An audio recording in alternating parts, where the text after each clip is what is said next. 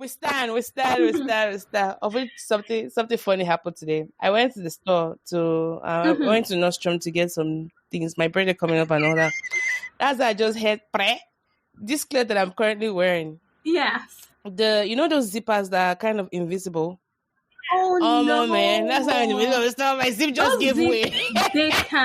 Those particular invisible zippers, they can actually embarrass your ancestors. Girl. I look around, I'm like, think. I quickly grabbed one of the jackets from the hangers, wore it, and then when I got to the fitting room, I just sometimes when it breaks, it breaks. Oh yeah. Because it's free. I know, but it's just the weirdest thing because it's. I mean, super free. I don't know. I think it was just bending down, trying to you know how stores can be. But anyways, good to see you. Good to see you.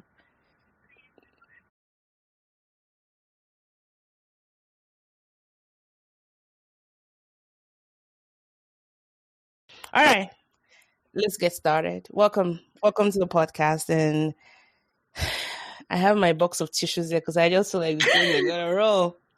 The tears are gonna roll. I know, and I've been wanting to bring you on for the longest time, and I'm just glad that this is. I mean, it's okay that we're starting like this. It's just what it is, and I know God doesn't make any mistakes. So, yeah, for those that just joined us for the first time, welcome, and to our returning listeners, welcome back to the podcast. Today, I have a sister and a friend. She's a strong advocate. She's someone that we don't talk all the time, but when we do talk, there's always quality there. And she's a strong connector.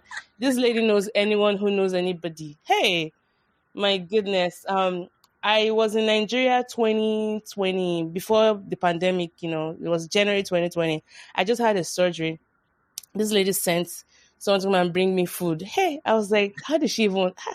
She's just that kind of person. She's very caring. She's very thoughtful in a very romantic way. So without giving much away, everyone, please join me in welcoming my wonderful sister, Temitope Abiona, to the podcast. Hey, she's a big person. She's a big woman, and I'm just so honored that she's here today on a Sunday. So thank you. For those that don't know you, Tapa, please could you just introduce yourself? Just grinning with a big smile here. Mo, you can make somebody's head swell. You deserve it now. Thank you. You are deserving of it. First of all, just in response to the amazing, pleasant, lovely introduction, is the fact that it was something that I eventually came to accept, that it is what it is. There's just something about your life that is unique in terms of what God has called you to do, right? That purpose. And a lot of times we struggle with identifying that call. Permit me to use the word call, or that selection, or that identity that God has given to you. Yeah. I struggled with accepting that this is who I am, a carer, somebody who looks after others, for a very long time. And I fought it in recent years in terms of, hey, why am I always looking after people? And you seldom have others look after you, is what the challenge was for me. And I'm like, oh my God, I'm always the one looking after people, calling this one, calling that one. And I fought it.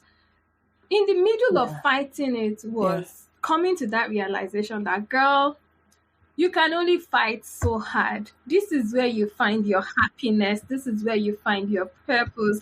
This is where you find your joy. And I realized that when I stopped, and I deliberately stopped doing what I was supposed to do, I was frustrated. I had to go back to that place of, hey, I didn't create myself. The one who created me for a purpose. Well, I am Temitope Abiona. I live in Minneapolis, Minnesota with my amazing husband.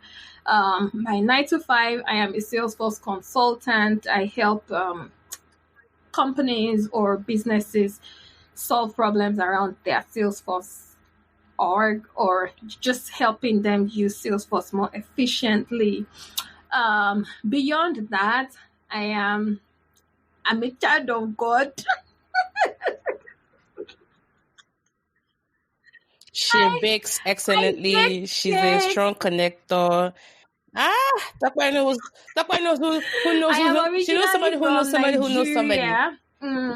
Yeah. I mean, other things, Yeah, I make stuff with my hands. I always make fun about it, but I also realize that yeah. that's not a given for everybody. Between my husband and I'm the one that will raise the hammer or the It's screw no, to I fix cannot even things do in the half of house. this to do.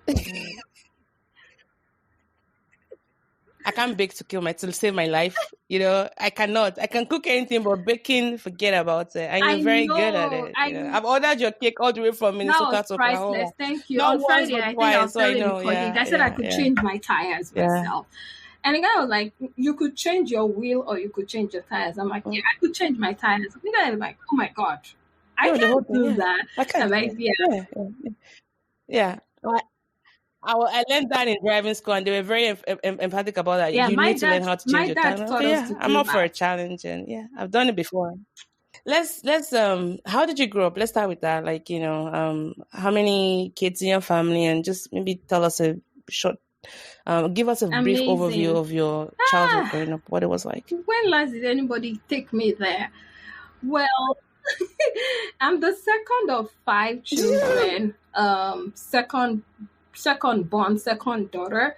I have three sisters and two brothers. I was born in Lagos, Nigeria. Um, but I think at age 5 or so, my mom got a job in Nasarawa. That's on the northern part of Nigeria, and we had to move. You know, everybody had to move. Everybody? Yes, yes, yes. She went, Wow. scouted the land, everything got situated. She was working with the federal government at the time, and we moved. And that was how I became a northerner. Before I left Nigeria, I always told people that I lived more than half of my years in the north than I lived in the south, and I loved it there. And that's why it sort of aches me when I see the things that are going on in Wow. Nigeria. And the north is like almost a no-go zone. The Yeah. northern part of Nigeria is like almost a no-go zone, or a place that is Mm, identified with insecurity and a lot of bad things going on there. It really aches my heart because I grew up there. I yeah. lived in Nasarawa. I lived in Jos. I Mm, went to school in Federal Government Girls College, Potiskum, in Yobe State, in like next to Borno State, where a lot of crazy things is happening, right?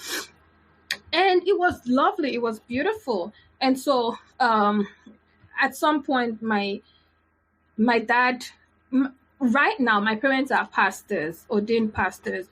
Um, they weren't when I was born, right? And I remember when we were in Nasarawa and we had to start the church in the living room of my parents.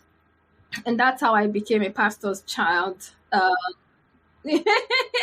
Overnight, I became a overnight. pastor's child. Again, like I said, I schooled at some point in Nasarawa, moved to Jos to finish my primary school because of the education quality at the time, and then moved to School for my 6 years in high school, aka secondary school, like we call it. And then I went back to Jos because the thing was, I loved the north. And even when my parents moved back to Lagos, I think my sister and I were ending our junior secondary school when my parents, both of them, moved back to Lagos. Their pastoral work moved them to Lagos. But, again, we stayed there. They had wanted to move us to Federal Government Girls College in Shagamu. In fact, my mom had picked our uniforms and all of that, but something just didn't click and we didn't move.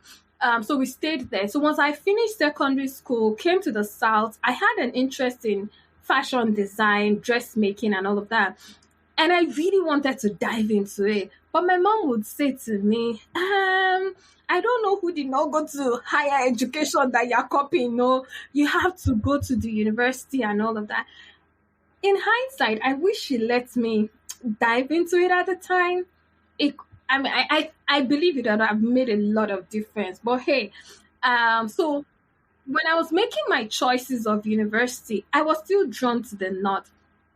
Well, I went to Polytechnic. I went to Ramat Polytechnic in Maiduguri. Boy, I did not like that place. Number one, it was too hot. I remember crying the first night I got to Maiduguri. It was hot, like steaming hot. We had to sleep on the veranda outside. And it was not because there wasn't electricity. There was power, but it was too hot for anything to help your situation. And then secondly, I didn't go to that far to go to a polytechnic. It was just that the admission I was looking for in University of Maiduguri did not happen.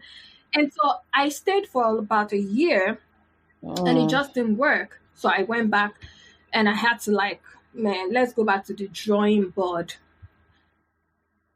As an independent soul, I often find things for myself. So in my search, I found out that, there was something I could be doing in between. And that was how I got into computer science and went to JOS.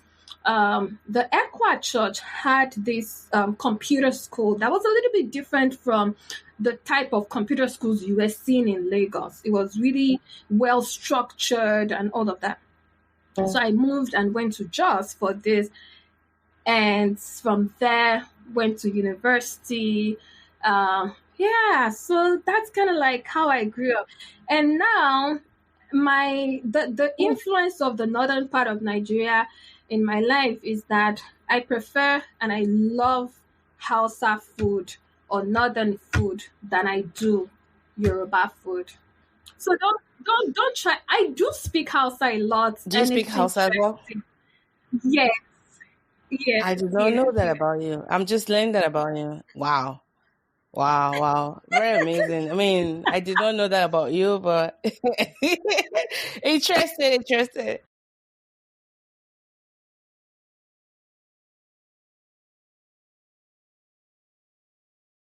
Sure. So let's thank you so much for sharing all of that, especially just your formative years. And to kind of help us segue into the next part of our conversation, I think it's been nice to kind of talk about how we met. Yes. So shout out to Ola Bingwe. I know some of you listening to this show, you know her. She's not new to you. My very dear friend. So Olamide, Bingwe, there was a time I was going through some health issues with endometriosis, and being the caring friend she was like, you know what, I don't know what you're going through, but I do know somebody who might be willing to talk to you. If that's okay, let me ask her, and if she's okay with you, she might, reach out.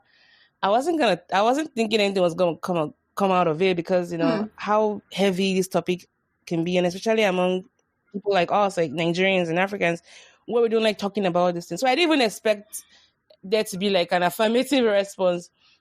But you responded so nicely, and then we got talking, and man, I think that changed my life, because it was practical tips. The one that really stayed with me was the kind of water I had my bath with, which I did think, was going to, she was like, no, you cannot use, too hot water, make sure, it was just tips like that kind of really helped, slowly made my life better.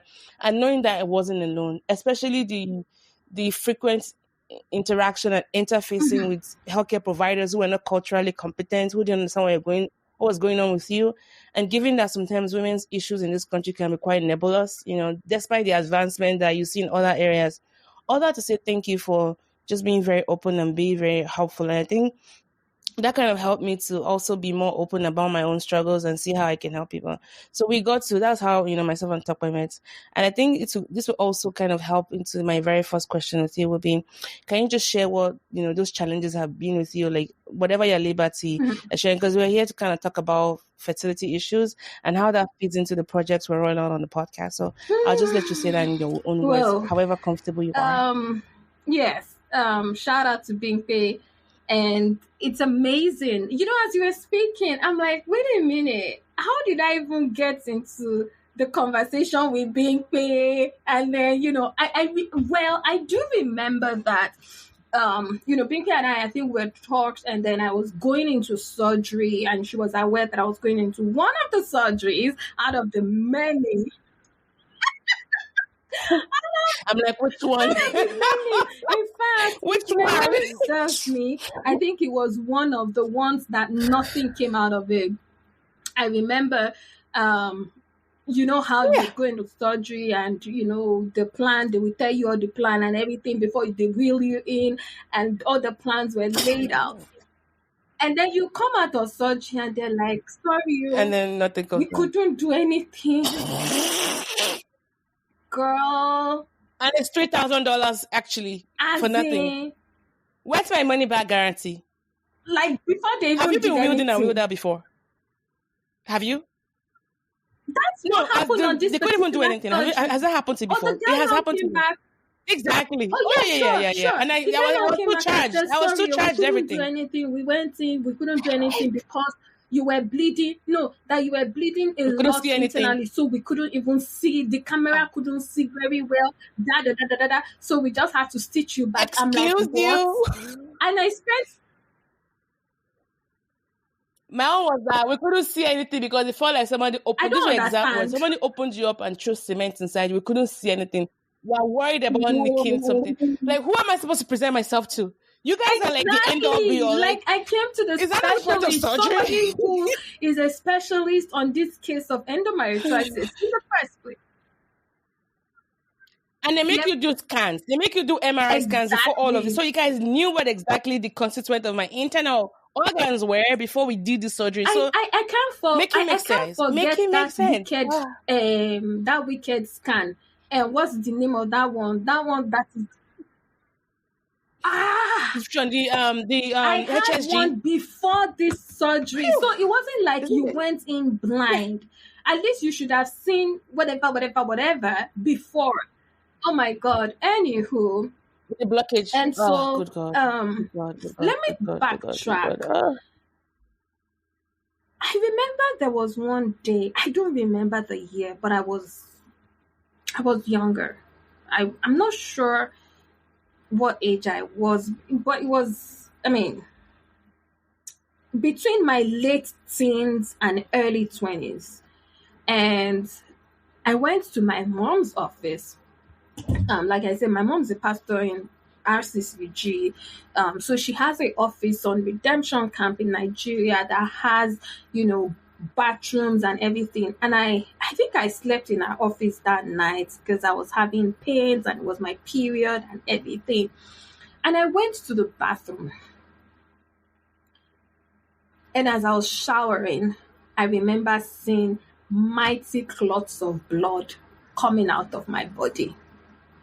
Mighty. It was so scary that I quickly rinsed myself, got out of the bathroom, ran back to my mom's office to say, this is what is happening. I need a witness to see this thing so that I'm sure that I was not making it up. So my mom couldn't go with me. So she sent somebody to go see what was going on. Like, more. It was so big that it couldn't go through like the drainage. I understand. Don't worry. I know. And you're like, how am I still alive? I'm like, okay, first of all, what is going on here? After that happened, between my late teens and my early 20s, I don't remember the year specifically, or my age at the time. So that passed, and I didn't think much about it. I just thought it was something happening with my body. This period was just different. Fast forward, I got married in 2011, and all of a sudden, I started experiencing these horrible pains.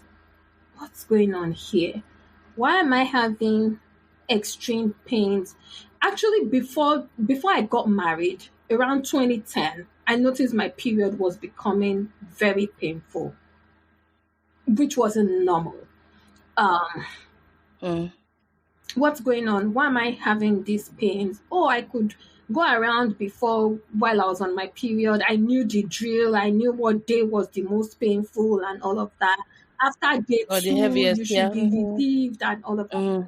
But all of a Yeah, yeah. sudden, all the 5 days was painful. Anyways, I would just go with, the period. Up until 2011, 2012 to be precise, I started noticing that the pain was really now excruciating and I would almost pass out. I now started having a lot of nausea around my period.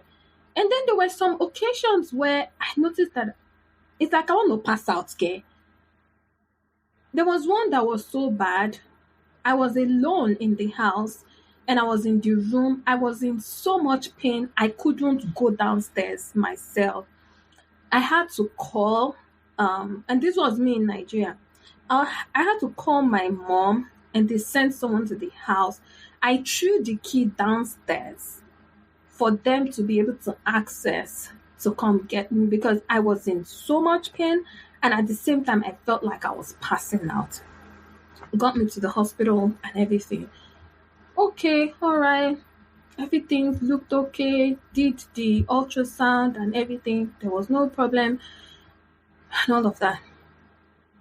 Okay, this will pass. Then I came to America.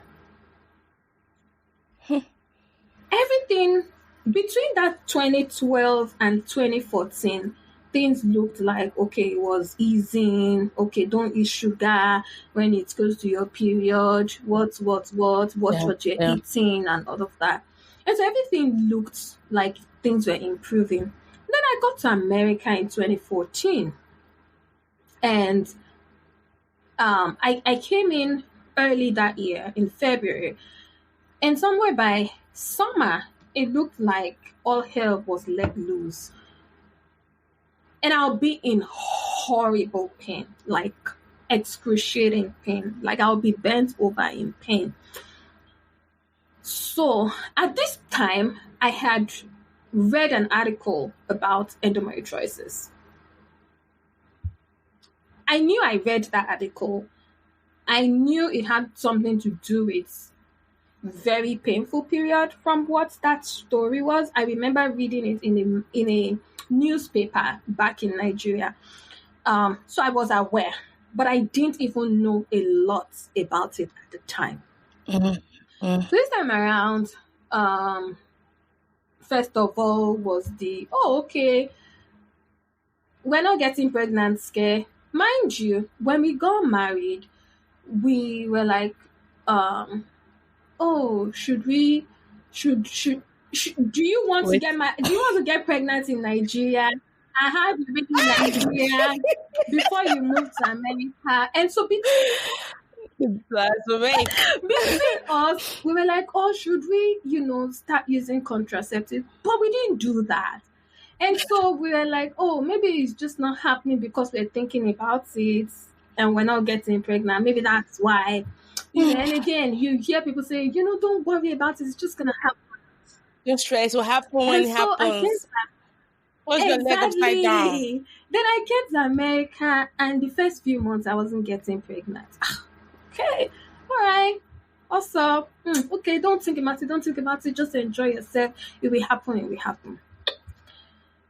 And then by summer of that year, things weren't improving.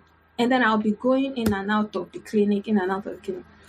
So my primary physician would send me to OBGYN and I would go see them. And, at some point, I lost the right to my privacy. As in, I didn't feel like it belonged to me any longer. they've searched everywhere. They can even map the whole place without the Alexa. Show me the way. And so I would go there. Oh, Alexa, I'll be talking to you. Oh my goodness, Alexa, shush. Alexa, shut up. Oh, sorry, Alexa, stop. Oh Lord, that was funny. Alexa wants to find the way.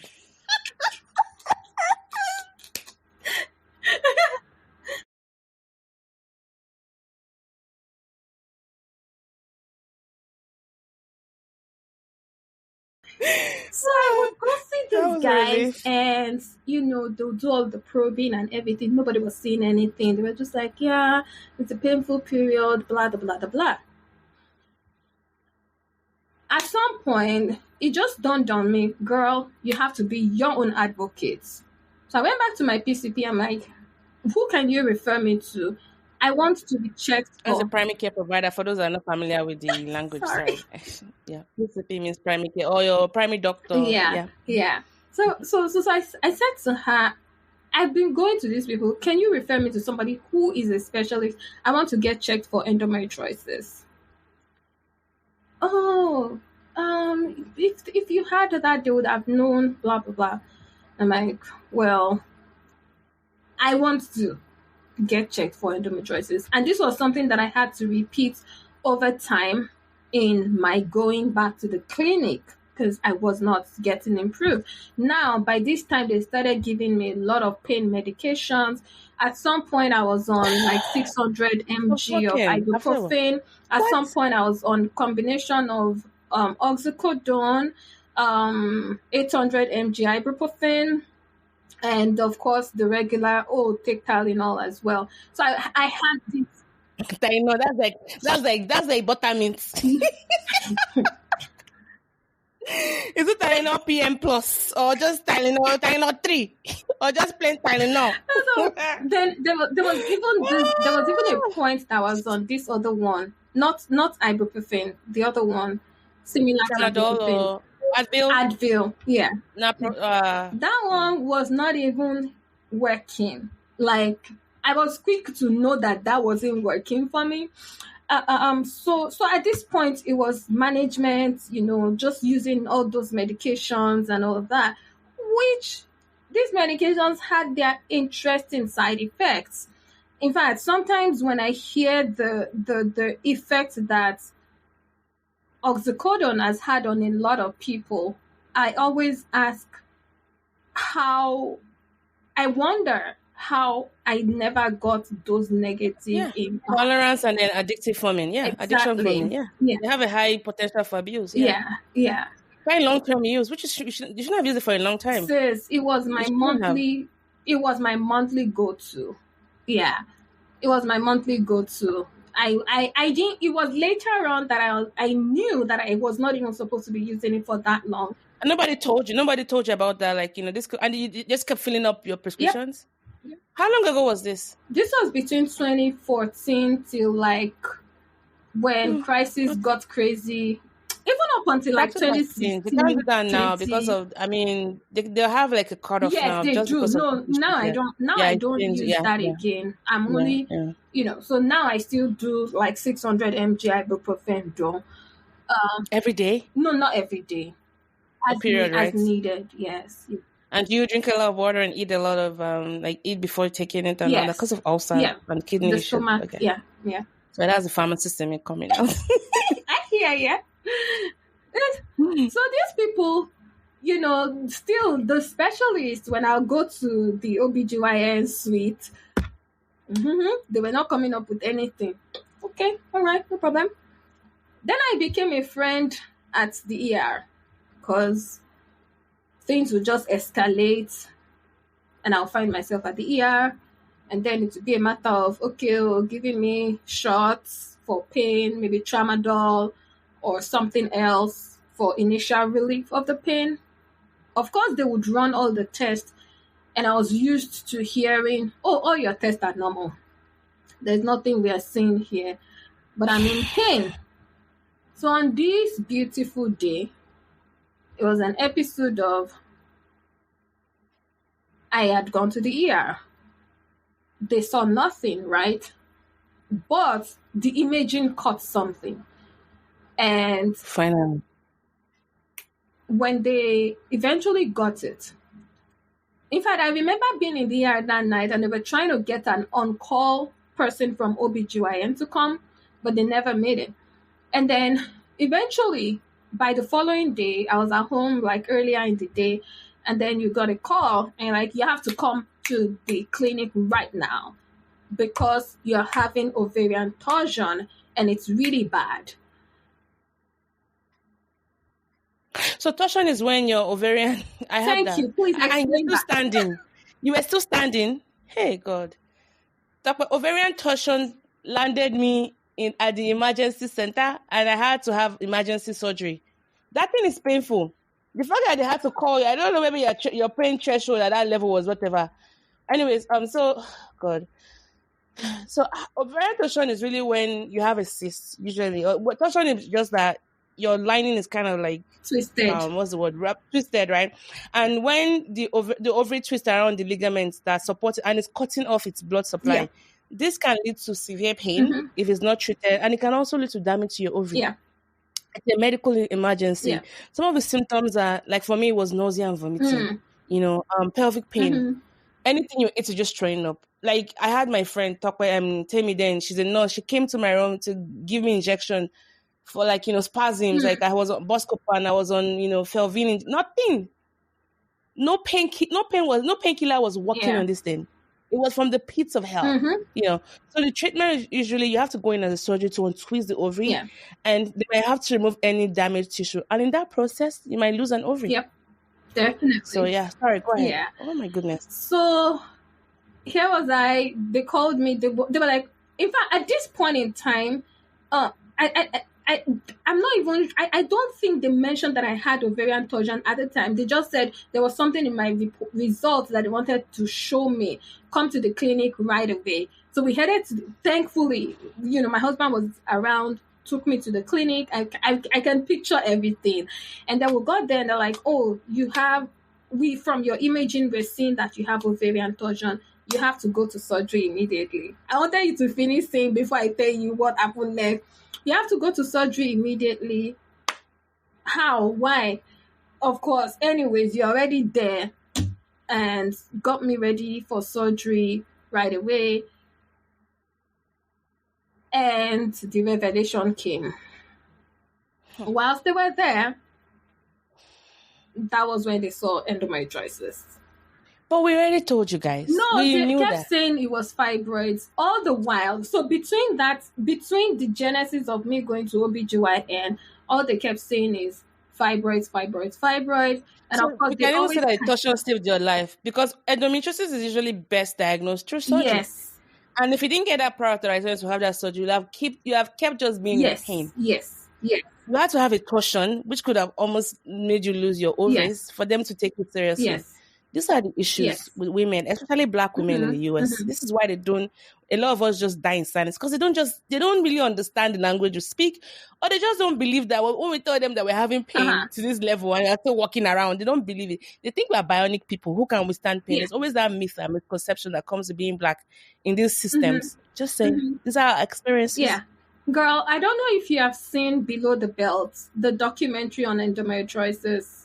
I can't watch anything like that. It's too close. It literally hits below the belt. It does. Yes. I'm not ready for that. It does. It does. It does. Right now. It does. And when I was watching it, I saw myself in everybody telling their story. Because I could relate. I knew, I could tell where I was when a piece of what they were saying was happening to them. I could tell my own experiences. Anyway, so this day, it was February. Was it February of 2015 or sometimes early in 2015? Anyways, I got this now official diagnosis of endometriosis. What is endometriosis? Where are we going to? What is the next steps and all of that? Okay. At this point in time, nobody was talking about excision. They were only talking about, management. And the management was around pain medication. And then this time we started bringing up Luprons, Depo-Provera into the mix of things. Lupron. And that drug. And then we now started saying, okay, at this point in time, you can't get pregnant naturally.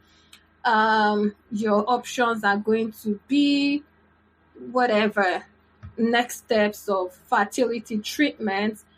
And the ultimate solution to endometriosis is for you to have a full hysterectomy. And at this, But that's also not true, though, I because we know now that these things can always, these endometriomas can also travel around. yes. And they kind of activate when you're on your period. So whether some people have had it go to their brain. I've I know heard someone of that had it that on their too. kidney, Yeah, I've heard of that. lungs. I had a friend that would be bleeding from her navel, like her up, like her the navel. Yeah, Yeah, yeah. she had to send me a video for me to believe her. Like whenever she was on her period, these cells got activated, and she was bleeding through her navel, like there was blood gushing out of it. I was There was scared no when you puncture told with me that. nothing. Yes, I saw the video. If I didn't see her sending me the video, it wouldn't have made sense. So this It's crazy. surgery and all that, it doesn't kill. Do you know how many surgeries we've had? I know the scars are always there, and so at this point in my life, it was a matter of, are you going to follow what they are saying, or what are you going to do? Of course, my independent soul wanted more answers, and so I started moving from one clinic to another, from one specialist to another, to sort of find answers, to sort of know what my options were. And so in this journey, one of the lessons that I've learned is, first of all, you do need to advocate for yourself. Yeah. And then you do need to have several opinions in terms of the way forward when it comes to like treatments, right? And what was right for you. I mean, Yeah. and as a person of faith too, you also had this side of you believing that this thing would go away. God will take this thing away from me. I don't know how it got into my system. And so I believed God that it would go away. So I had strong faith that I was going to be healed and it would go away. And so I started moving from one specialist to the other. It was one of them that I said we had like a surgery, and then, there was nothing that came out of it. Before that particular surgery, between 2015 and 2019, I had surgery every year. Every God, year. this is my story. This is your story you're talking about. Mine was between 2012 and 2023. 2023 was, not related, but it's a complication. Well, anyways, yeah. Yeah. It was like the final one. I'm like, this is the final one. Yeah. Girl. Yeah. Girl, this is my story. Yeah. And I think there was a year that I had surgery twice in the year. Again. Me too. 2016 was that year for me. Snazzy. 2016 and even reminds me of one situation that happened. I was at work, and it was it was the last hour of the night shift. You know how the impact of this thing is crazy. The details are, I feel like the details are even the easier part to go through. The ones that break me down the most is the impact. So you can, in my case, it impacted my work a lot, because here I am. Your period is supposed to be for 5 days, depending on the kind of cycle that you have and the cycle that you have. And I'm in pain several days before my period starts. All the days that you have period, or that the bleeding is flowing, and several days after, I'm in pain. I can't forget having conversations with my PCP, my primary doctor, and it would be like, I need help.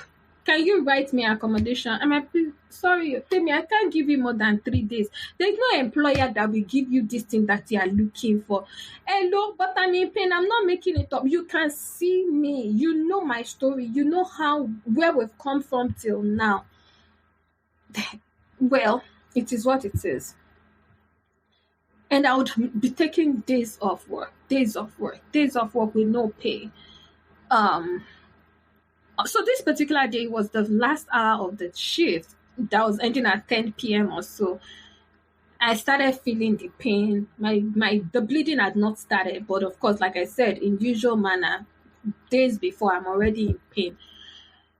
And so I get up, go to the bathroom, go to pee, and it was like night turning into day, or day turning into night. The person who walked to the bathroom was not the person that came back inside. And it was like I literally dragged myself from the bathroom back to my desk. And I couldn't get on the phone. I was in a phone center at the time. I couldn't get on the phone to take calls. I did try the first one, and it was horrible.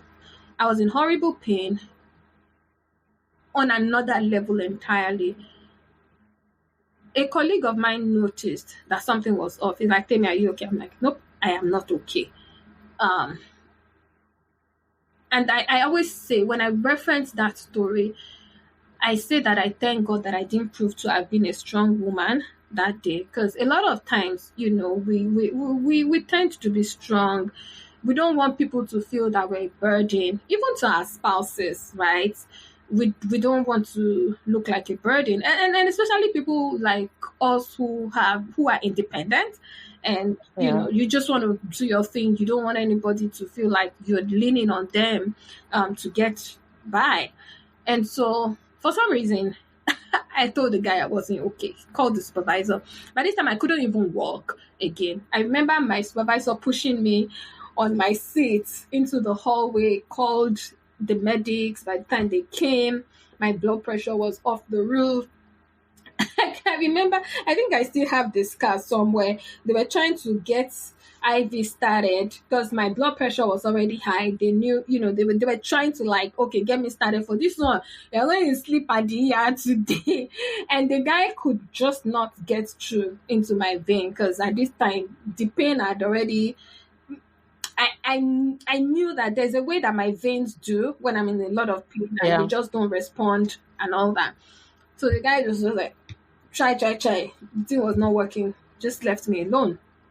And of course, to the ER we went the ER for the whole night. Imagine in all of these kind of incidents that has just happened, when somebody was almost passing out at work, public embarrassment to the whole department. You're not dead. You now finish. All your whatever is normal. There's nothing. We are not seeing anything. There's nothing wrong with you. This on that one. Follow up with your PCP or follow up with OBGYN after all the hours that you spend.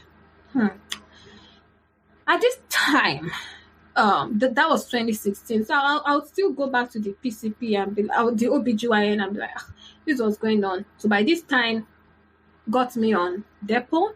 I think I did Depo first, and then I did Lutron at some point. Because guys, like, there's really nothing we can do for you. These are the things that will help you to be able to get back to work. If you keep having periods, you'll be in trouble. That's it. But you need periods to have a baby. So it's like, which one do you want to choose? Do you want your quality of life to improve? Because as you're maximizing your quality of life, we're also reducing your fertility outcomes. And nobody always tells that this is like playing a game of whack-a-mole. As one is going up, the other one has to go down. And for me, like your story just mirrors mine. Because in addition to endometriosis, there was also ovarian cyst. My abdomen just, retaining fluid all the time from my cycles and the hormonal and all the issues and all that. And then by the time, it was in 2021 for the first time in my life. I got married at 25, 2011. Got married young, started right away. That someone pulled me aside and said, oh, by the way, all the surgeries you've been having to save your life, did anybody tell you that as we're scraping your ovaries to untouch on it and take out the cyst, it was also impacting on your air quality? Say what? Oh, no one ever told you that? No, we're going to get there. No one ever did. Yeah. And so one of the things I'm telling a lot of my friends now, especially those that are in their early 30s, if you can freeze your eggs, if you're able to, freeze it. Yeah. Because that thing is going to start looking like powdered milk after a while. Yep. My last IVF, which was last year, my egg reserve was scraping barrel. For someone of my age, it was like, this is ridiculously low. And the only reason they could point to that was the surgeries I've had and the manipulations around my ovary. Yep. And so they put you on bed controls, they put you on Lupron, they almost like put your lady parts in a frozen state. Because once they freeze all of your hormonal activity, endometriosis might get better. But what happens when you're frozen? You can't make babies. So people keep trying. Like, people don't understand just how, it's not like from the lack of trying. Like, all these things you've put your body through, it's a miracle that we're still working today. It's a miracle that, most of my mental health is still there. Because if I had to sit down and think about the things I've gone through and the things I've put my body through, man, it's a lot. Yeah. It's a whole lot. Yeah. And I don't even have the words to like describe the trying to get your body back after every surgery, like the resumption of activities. Because I have, if I were to bear my body open right now, which I'm not gonna do that, you can play, connect the dots on my stomach, like the scars, the puncture wounds from each time the robot goes in. I even have a line from my just below my breast up on to the very beginning of my vagina. There's a long line, like a C-shaped line. And that also impinges on body image, which it's what it is. Yeah. But all that to say that we've gone through a lot.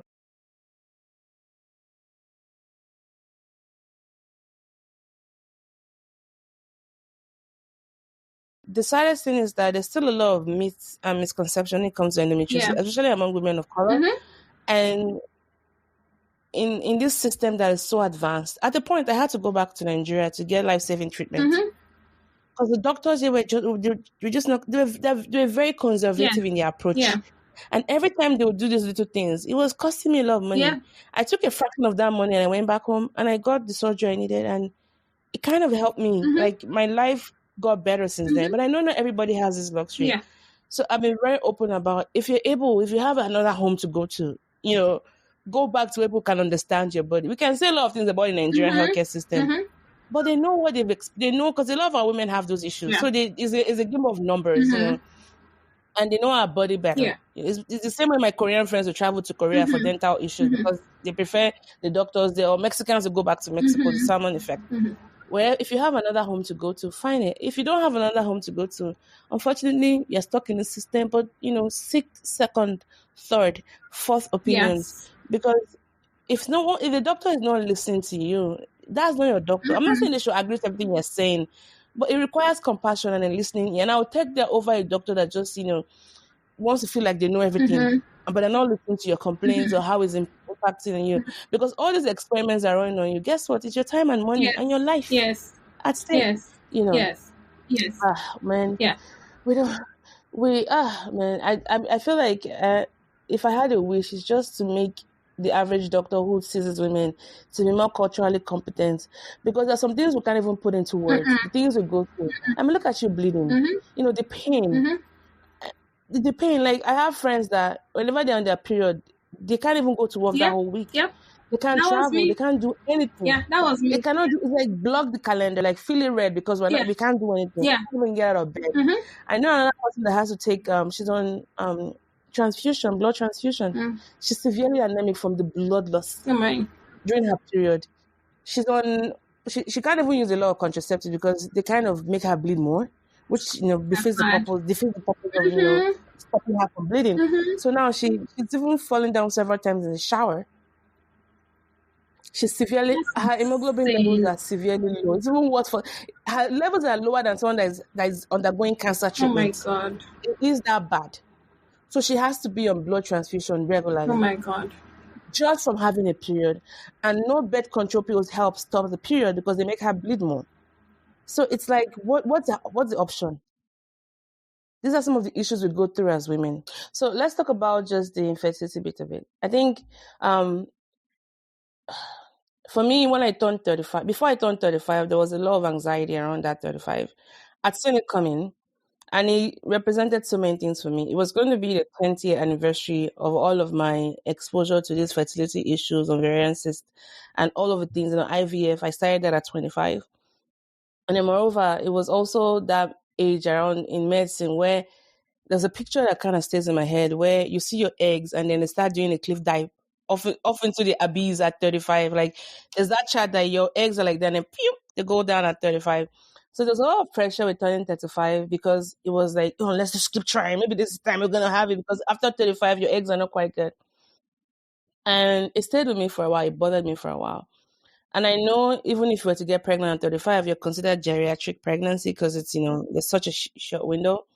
And so my goal for launching this initiative was to give some form of hope, because I know for some women, their issues are easily resolved by, and I use that word carefully, maybe a surgery or getting on fertility treatments, they might not be quite as complicated as our stories.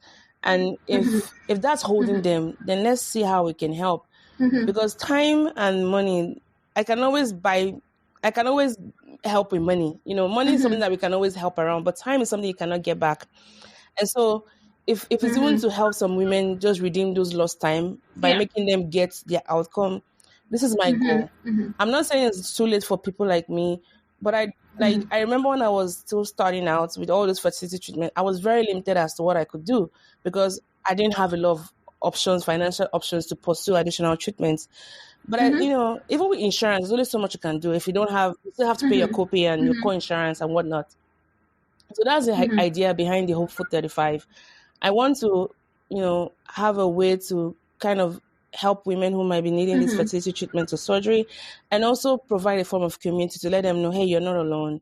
You might have been discarded by the medical, society and all that, but you're not alone.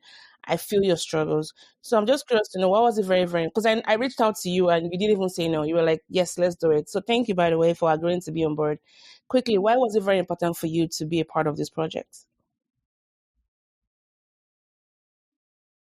So I say this.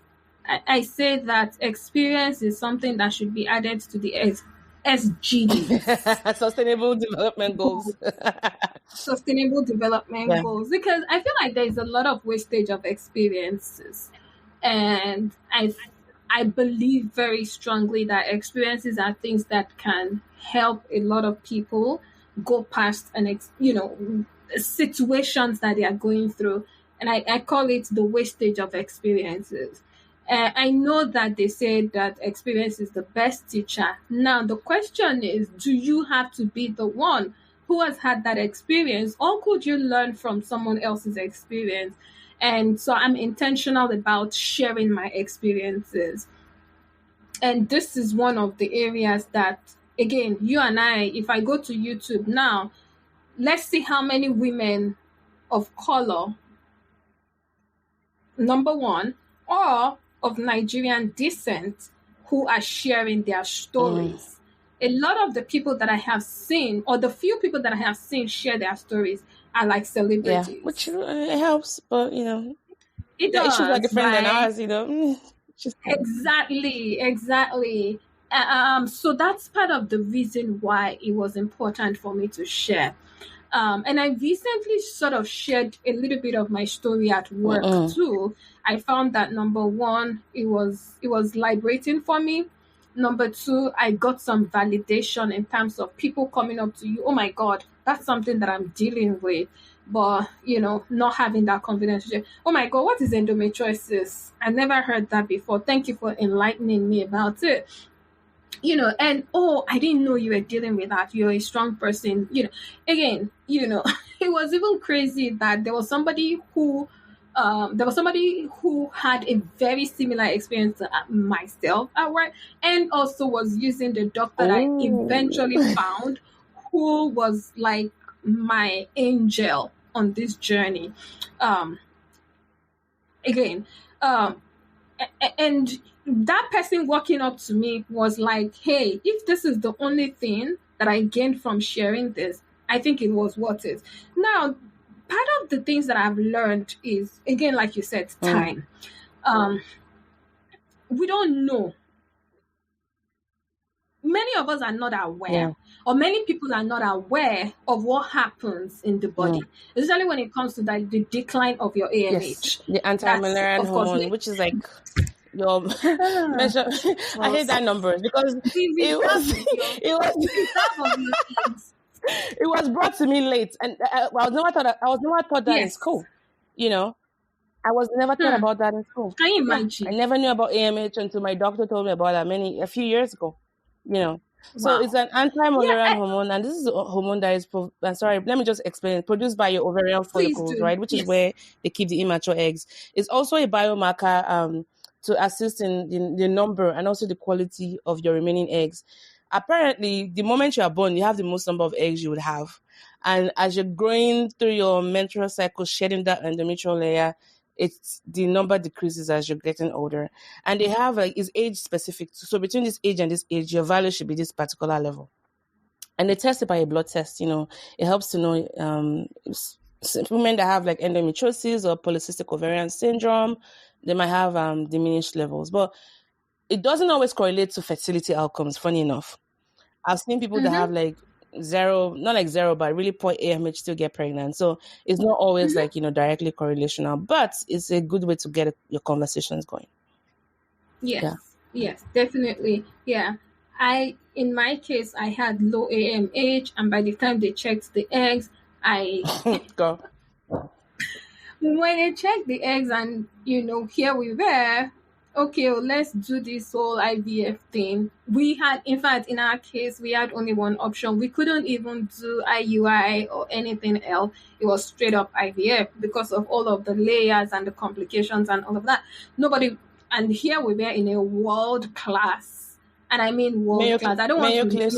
Sorry. Yeah. Go ahead. No, Mayo Clinic. When you think about Minnesota, I think about Mayo Clinic. Yeah. Oh my goodness. I mentioned this when I was sharing at work, and I said the reason why I was mentioning Mayo Clinic was because it was a saving grace for me, and I would like people to explore it if you have that access. Explore Mayo Clinic. They are great when it comes to like the issue of endometriosis, all of those complications and crazy things. Yeah, when you hear Mayo Clinic, the first thing that comes to your mind is cancer. No, they're bigger than that. That was the thing. When I got led to Mayo Clinic, it was out of my research, and at this time I was frustrated looking for where I could go in the US. At this time I was ready to go anywhere in the US to find help. So I went to Google, researched where is the best hospital for endometriosis. Lo and behold, the top on the list was Mayo Clinic. Mayo Clinic was in my backyard, quote and unquote. I'm like, oh my God, I didn't know that. Anyway, I live in Oklahoma. What are the options? The only one in town. Carl, you gotta wait 6 months to get into your books. Oy vey, Ishmael. And of course, it did take time for me to be able to get in. But here we were, moving up to, hey, okay, we have done our excision surgery and all of that. I'd gone through that's major surgery that I spent like 9 hours in the OR, from a surgery that was speculated to be like 3 hours. We ended up spending like 9 hours in the OR. I remember my surgeon saying, girl, you wanted to break my back. But I was also thankful to my surgeon and that team for sticking and doing what they could do, because what they found was really crazy. And then, okay, here we were at this point, we're like, okay, let's move forward with IVF treatment. Then you get there, they're like, oh, you have low AMH. And guess what? When they scanned for your eggs, the girl, your personal person, had only one egg.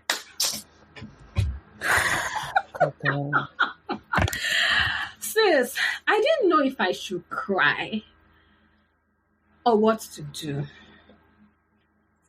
And this is with stimulation. This is stimulation because you're pumped full of hormones.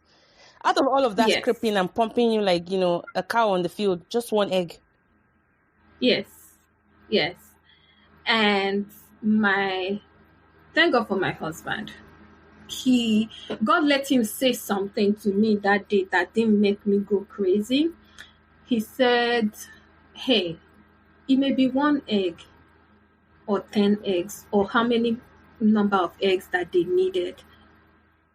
You can get pregnant regardless. And that calmed me down because, to be honest, you know how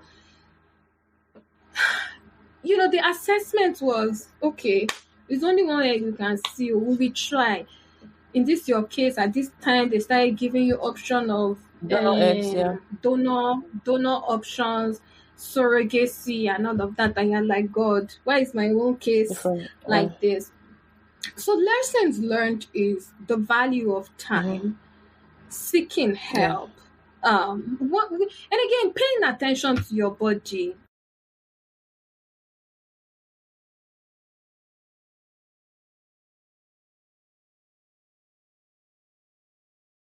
I've said earlier, you have to be your own advocate, especially in this system that we are in. When I watched Below the Belt, it was something that was very common. People had to advocate for themselves. It's crazy how there are people who had to see like 10 different physicians before they could even get a clue to what was going on with them.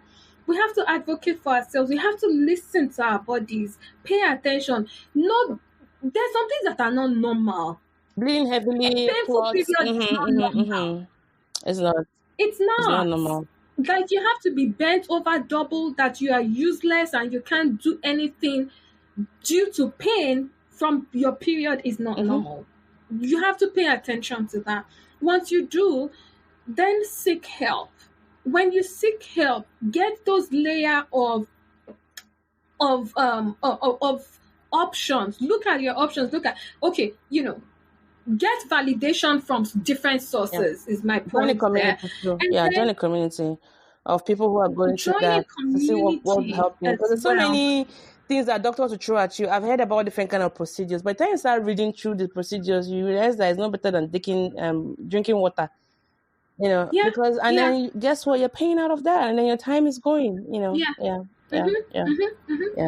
Yeah, and part of why I also wanted to share is, see, the financial side of things is also not funny. It's huge. And so the sooner you're able to like get yourself together, get empowered by other people's experiences Cheaper. and knowledge, the better for cheaper you, for you too. right? Yeah. Yes. And then, finally is, see, this one is big and it may be controversial. It's an unpopular opinion, which is people of faith like us. In my own case especially was, I kept leaning on the promises of God. God will do it, God will do it, God will do it. But I've also learned that God is also interested in certain things. That's why he gave wisdom to the doctors.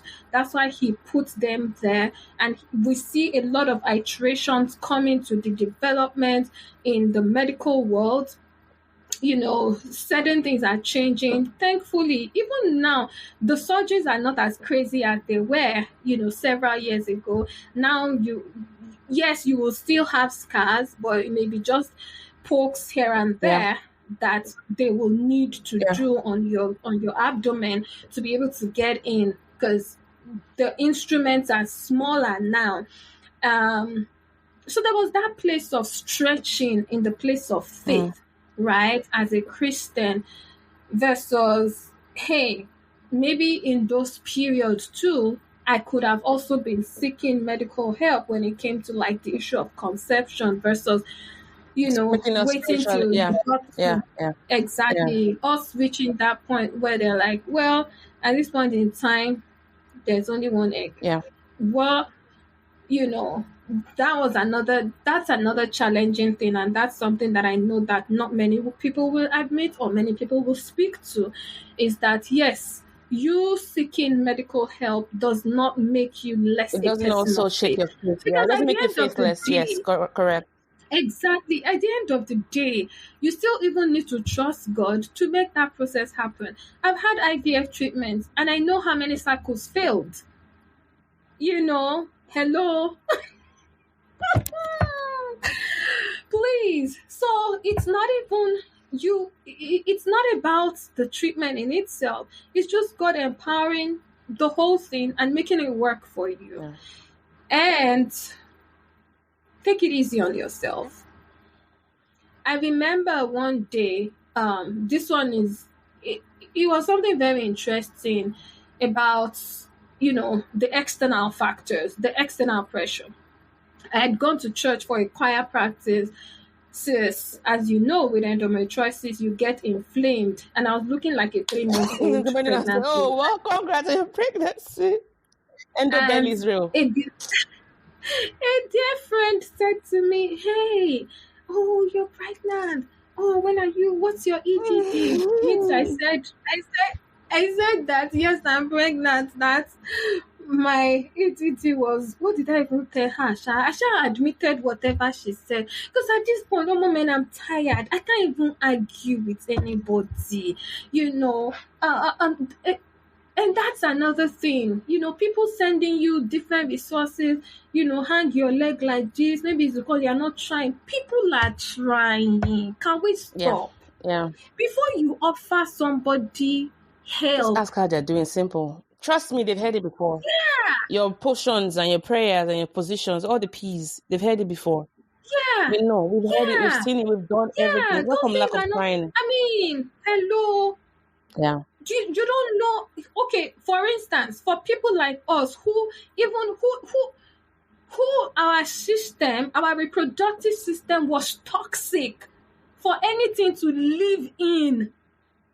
And we didn't know it. This thing is not like, okay, you open something and you find out that, oh my god, this plate is dirty or something. No, it's your inside, it's your reproductive system. Complex. It was toxic for anything living to survive in. Yeah. It was. And I remember when I finally got to me, my doctor said to me, girl, I know you don't want to hear this, but you do need to have another period. And here is it. If we deceive you and said, okay, let's just go straight into IVF, that place right now, even if you conceive, that thing will not because the live. fluids It's and going all to of die. it's just inhabitable. Yeah. Yes. Like your body's working against you. You know, because the fluid, the wetness shouldn't be anywhere near your uterus, and as it's entering in, it's just gonna Yeah. So there's that. And so we need to be sensitive to people before we offer suggestions. Before, again, like Mo said, there's some of us. Let me tell you. You talked about you feeling pressured by year 10, right? Your anniversary. Sis, my pressure is by, you know, people do this crazy thing, especially in the Nigerian community. But I think by March or so, they start telling you, they start posting things like, if you don't get pregnant by so you cannot get pregnant again. Oh, like the end of the year, the 9 months. In that current year. Oh. But first of all, where the hope starts is January 1. Your hope is like, God, I trust you. This is the year. Kosini, all the prophecy and everything, all the word, like you're pumped up with hope and faith and everything. You're ready to go. It's gonna happen this year. But that was you in January. By March, you're like, okay, all right. Special day of the year, favorite day of the year, Mother's Day. And then I noticed another pressure point for me was September. I don't know where that came from, but by September, maybe again, what's associated with it is the month of pregnancy. You are going to deliver.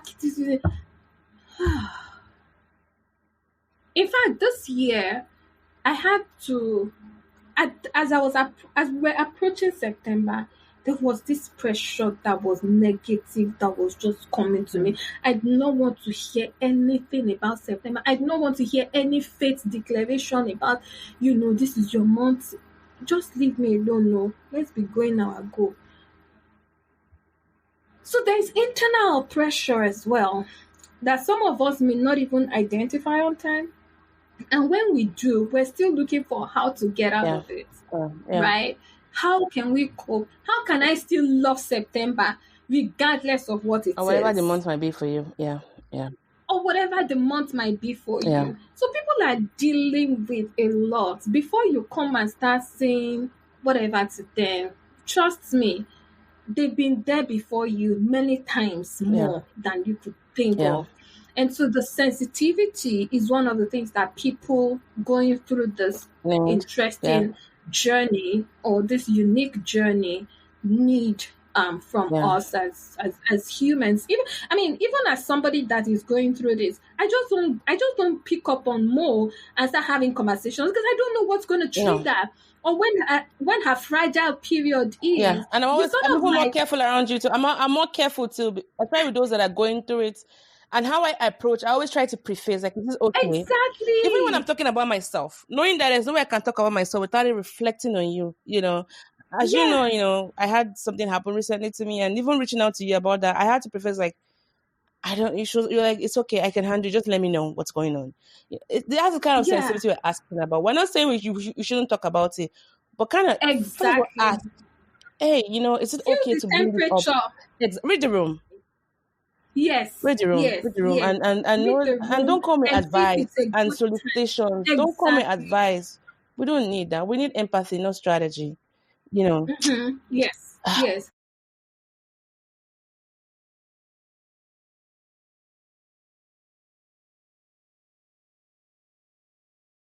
And let people rant. Sometimes people just want to rant, and it's You don't have to okay, offer even solution because we right? don't. It's The solution okay. doesn't lie in what you would tell us. You know, Exactly. just listening without saying, "Oh, my friend, I know somebody that drank this tea and it worked for them. That's I the know worst somebody that one. I ate know this food. somebody. You know what? This person that I know, and they were trying, and it's okay. Some of us might never be like that person that we know that it's from a place of love, but it does more harm than good. Because what you're trying to say is that you haven't tried enough. How about try this? Yes, Oh yeah. yes, You know what? This has yes. been quite a lovely, time chatting with you. And I just want to say thank you. Hmm. I know that we're going to make a lot of impact with you and then the other three people on the board. This project means a lot to me. Uh, it's the funniest thing. This couldn't have not been the wrongest time in my life to do anything like this. It hits close to home, Hmm. and Hmm. even in my current fragile state. But I'm like, you know what? If this is something, this is my when you talked about purpose. If this is it, even though it feels a lot of times shameful talking about this because Yep. saying that you're still Hmm. stuck in it. But if Hmm. Hmm. but I've grown a lot through it. Maybe the growth I've experienced is why Mm. I'm still reaching out to see how can we be of service. Because at the core of it, I know Hmm. that one of my callings is to serve others using my gifts. So with this project of Hmm. the Hopeful 35, I hope is to raise $10,000 over the course of 6 months to help women get access, especially those that are 35 and above, get access to Yeah. fertility treatments. Also provide a community where they can feel heard and connected, and they don't know that they are not alone. So as we close this episode, I just want to remind those that are listening, whether you're a friend to someone like that or a spouse, or you are part of this demographic. Remember that every journey is unique and there's hope. And I say that as someone that is still on that journey. I'm still very Hmm. hopeful. There's hope, there's support, and there's a world of possibilities for those navigating the path of parenthood. Over the next episode, we'll share different stories of those that came into motherhood and those that are still yet to come into motherhood.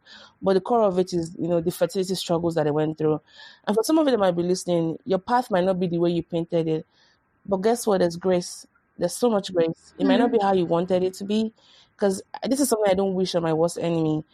But I can't take it. I can't take it from my delight. I can't discount it from my life story because I've experienced a lot of joy as well. I've experienced a lot of growth. If not for what I've gone through, I wouldn't have met people like Tokwe. I wouldn't have met people like my daughter happening to me was one of the greatest things that have come out of this journey. All that said, there's hope. I don't know how your story is going to end, but stick to it. Trust the process, and if you have faith, lean on your community, lean on your deity, whatever it is you ascribe to.